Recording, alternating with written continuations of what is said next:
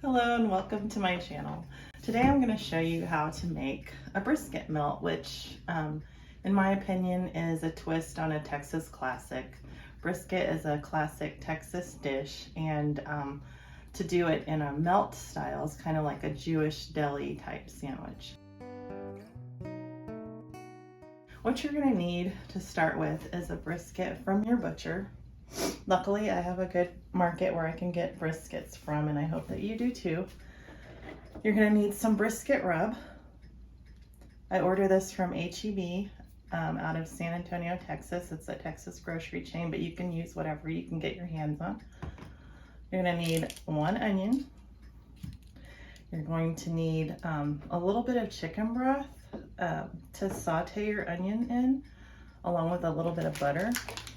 You're going to need some cheese. I have here provolone cheese and also some mozzarella so that you can decide which type of cheese you want on your melt.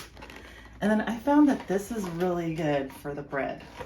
It's Texas toast that I got from Kroger. To start, what we're going to do, we're going to be cooking this brisket all day long. Like, it's literally an 8 to 10 hour process. So you put your brisket in a shallow baking dish, so that when it does start baking and the juices start dripping, they can collect in the pan and also help to make the brisket more juicy and tender.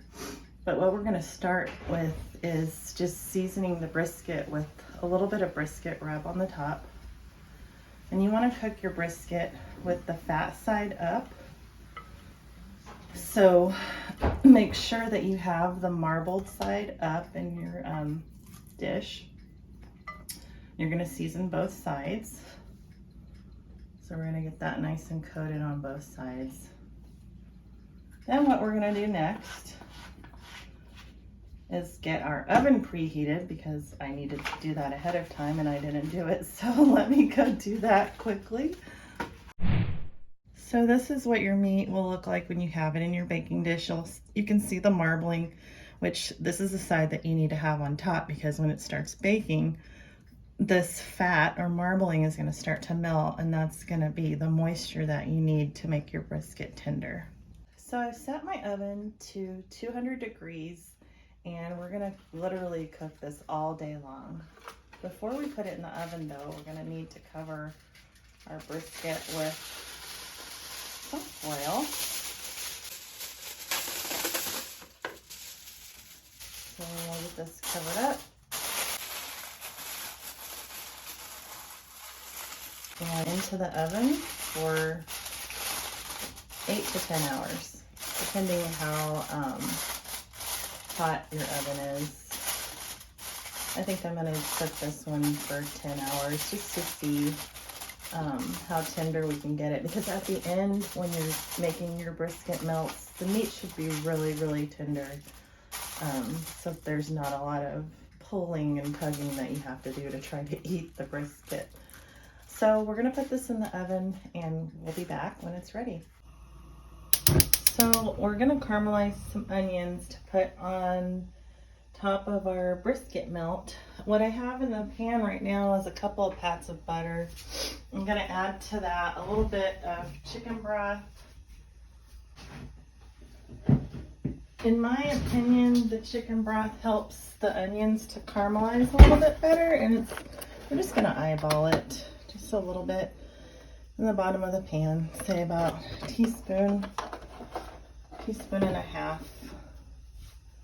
And we're going to add our onions to this, and we are going to let these cook until they become kind of clear and opaque, otherwise known as caramelized. So we'll come back to those as soon as they're done caramelizing. What I have here is some frozen Texas toast, like I showed you in the beginning here, that you can buy in the freezer section of your grocery store. So we're just going to pop this into the oven. The directions say 450, but my oven bakes really hot, so I'm only going to put it on 400.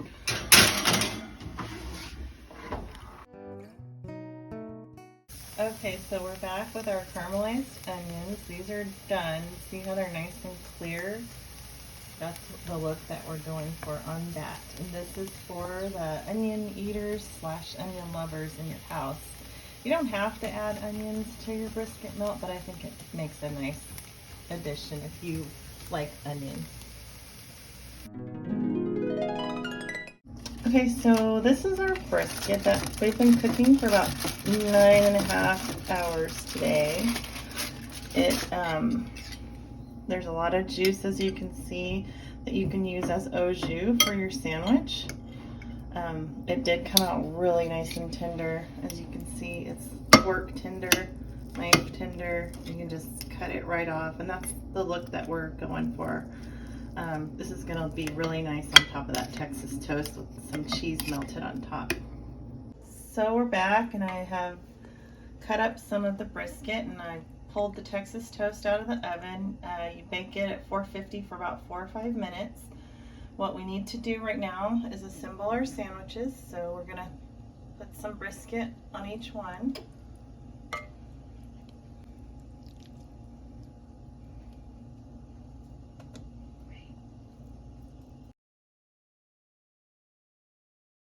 So once you've got your meat on your toast, you can add the onions to the sandwiches that you're gonna put onions on.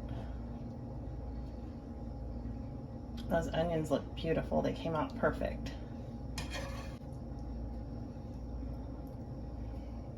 And once that's done,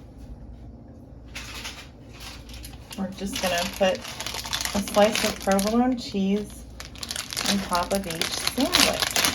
And that is why they call it a brisket melt.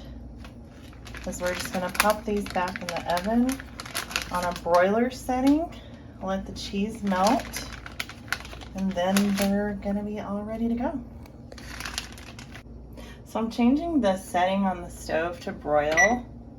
If you don't have a broiler, you can probably just do it on 350 or so. It's just to get the cheese melted. So I'm setting the broiler to low, and I'm gonna pop these back in just for a couple minutes till the cheese is a nice bubbly texture on top.